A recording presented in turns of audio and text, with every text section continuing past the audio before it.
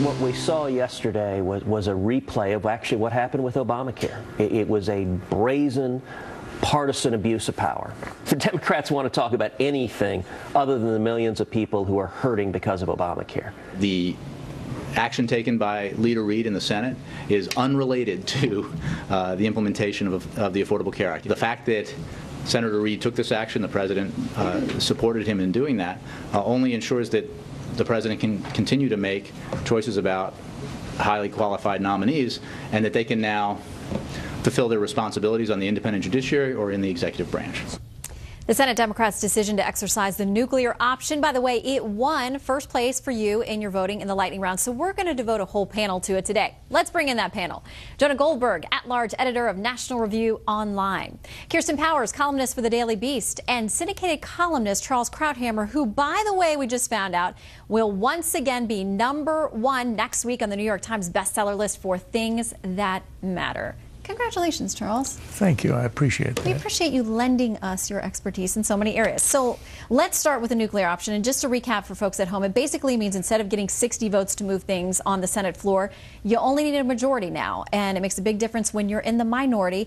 Jonah, how big is the impact? I think it's going to be lasting. I think that that this is the way Congress works from now on will be different, and it's very difficult to see how they put the toothpaste back in the tube or the genie back in the bottle or whatever metaphor you want to use.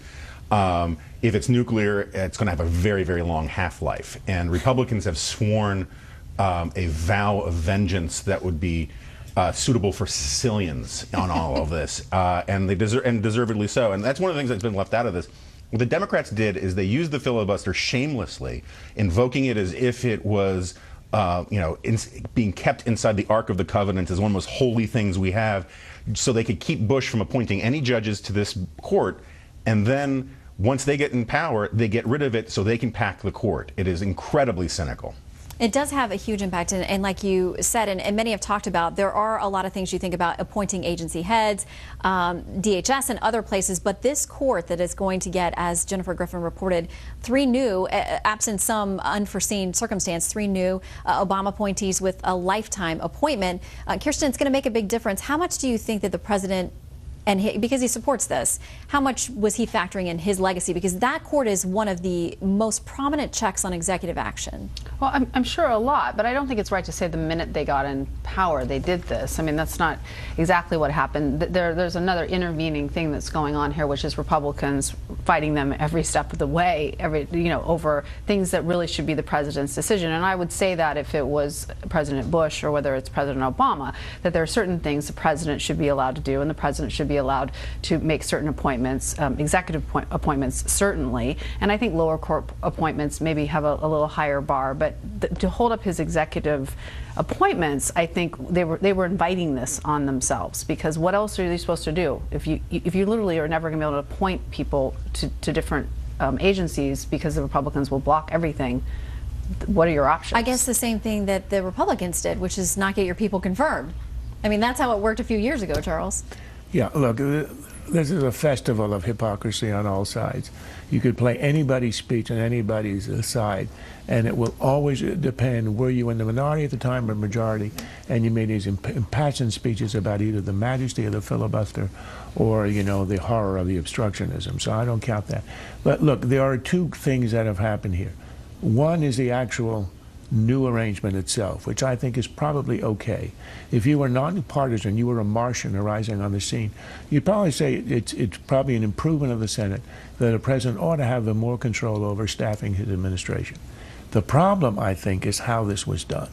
When Cruz speaks about this being an abuse of power, and he makes the analogy to Obamacare, here's where the 2 are linked.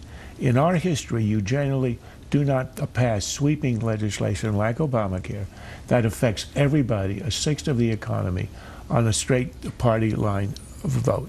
Social Security, Medicare, Medicaid, civil rights, all had support across the board. Here, what happened in the Senate is analogous. They passed it with a bare majority. Now, had there been a 60 vote requirement to change the rule, that would have been better. Had there been a committee of Democrats and Republicans who thought, well, this isn't good, no matter who's in office, and agreed on this, that would have been okay. But once you change the rules, and this one had been around for 200 years, on a vote because you happen to be in the majority, that means there are no rules now. Because anybody in the majority can change all of the rules, and it is now a lawless place, which is exactly how this administration had been running the government in the first place. So it's not new, but it is really damaging to the way our system ought to work. It's not unconstitutional or illegal, but it's constitutionally indecent. All right, I want to read a little bit what President Obama had to say as this played out yesterday. He said they had to do this because of a, quote, unprecedented pattern of obstruction, and this was for the sake of future generations, because you couldn't let this become the normal way that it was operating with the filibuster in place. Jonah, how do you think it would or wouldn't have been different if it was President George W. Bush saying that? Well, I'm just delighted that he did it for the children, because that's really, that trumps all other arguments. If you're doing it for the children, I think, look, if I watched the Today Show this morning for reasons having to do with original sin, I think, and they didn't get to the filibuster until about 12 minutes in, and it was a 10-second read before they moved on to the more pressing issue of Joe Biden borrowing $10 to buy a sandwich. If this had happened under George W. Bush, you would have had Doris Kearns Goodwin on first thing, openly weeping about the death of democracy. You would have seen the New York Times set itself ablaze in fear about the coming dictatorship. But instead, it is this unbelievably trivial inside the Beltway story about Harry Reid basically throwing out 200 years of precedent, and no one seems to really care. So you think it would have been different? All right, would have been a bigger we'll put you deal. down in the column for different. Kirsten, Mitch McConnell, the Senate Minority Leader, said it will not be long before Democrats regret doing this. How soon do you think they might be regretting it?